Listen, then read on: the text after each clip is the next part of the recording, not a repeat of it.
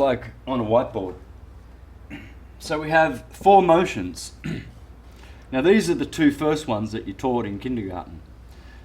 The rotation of the Earth, giving you the day at 1,350 mile an hour at the equator.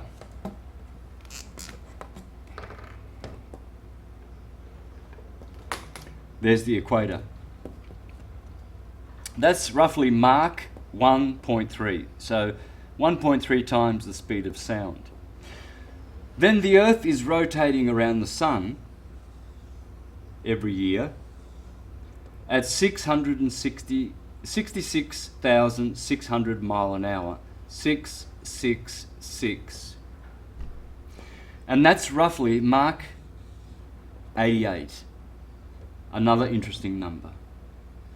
But see, what they don't factor in is that our Sun is orbiting the Milky Way galaxy.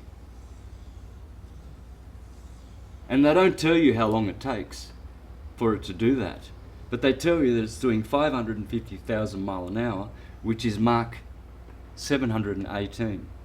Take note, that's 718 times faster than the speed of sound. There is no material known to man that can withstand something between 20 and 30 Mach.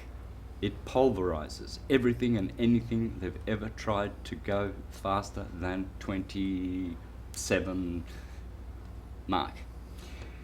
Now, our Milky Way galaxy is actually orbiting what they call the center of the universe, or the central sun.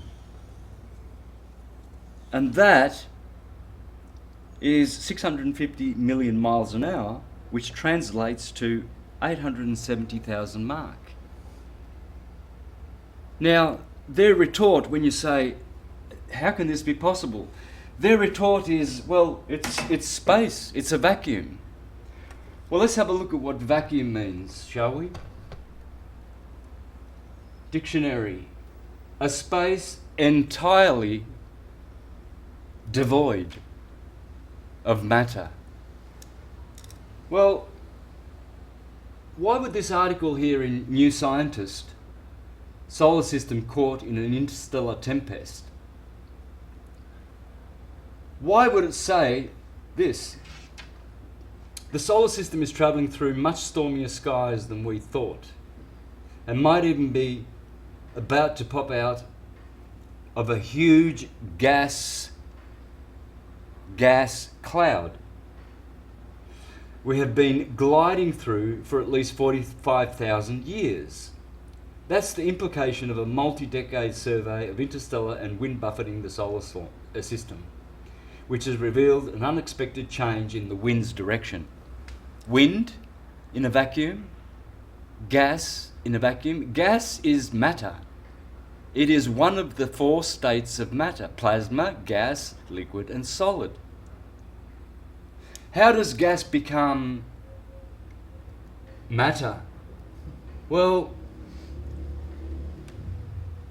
they change. Water freezes and from liquid becomes a solid. Gas produces what's called deposition and becomes solid. Gas can be solid or liquid, depending on how it transitions into that state. So you can't have a vacuum and gas. And by the way, isn't it interesting how in this article they're pointing over here? Have a look at this. There's our sun, and the sun, it says direction of sun's motion. Oh. And where is it pointing to? Well, it's pointing away from Sirius, directly away from Sirius, which is behind it. Therefore, we should be able to look at those stars, and we should be able to teach our generations of intelligent children to come. See those stars over there?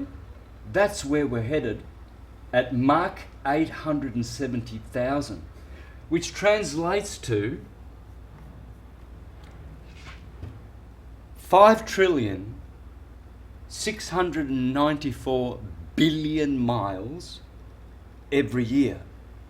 Now, if we're travelling at 5 to 6 trillion miles every year, you'd think those stars over there where we're heading toward would get brighter, and those stars that we're going away from would get dimmer and eventually disappear. And yet Aries, Taurus, Gemini, Cancer, Leo, Virgo, Libra, Scorpio, Sagittarius, Capricorn, Aquarius, Pisces, in the same shape that they were as recorded by the Egyptians and the Mayans at least 500,000 years ago. Same shape, no distortion, no parallax. Every year, same old stars. Come March, there's Aries. Come April, there's Taurus. May, there's Gemini. Where are the random stars? It's a really boring show if you're a God believer. God, you're very disappointing. We're travelling at 870,000 mark, and there's nothing new to show us in the skies. And if you're an atheist, yeah, I'd be really angry at the Big Bang Theory, because the Big Bang is hurtling you through space at 870,000 mark, and it's not even showing you anything interesting that's new and random in the skies. It's just those same stars, and Polaris is still there. We haven't gone past it.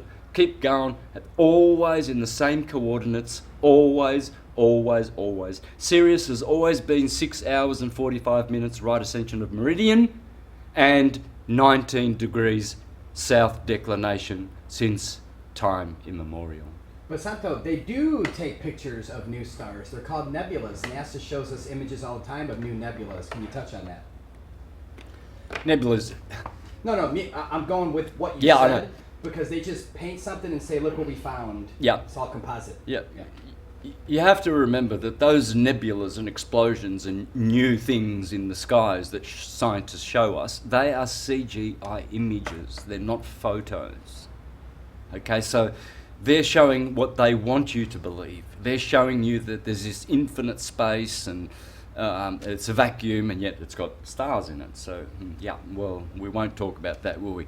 Why is there always fear about, one day we're going to crash into some comet's going to come from nowhere, some meteorite, some meteor, something, space junk, something scary.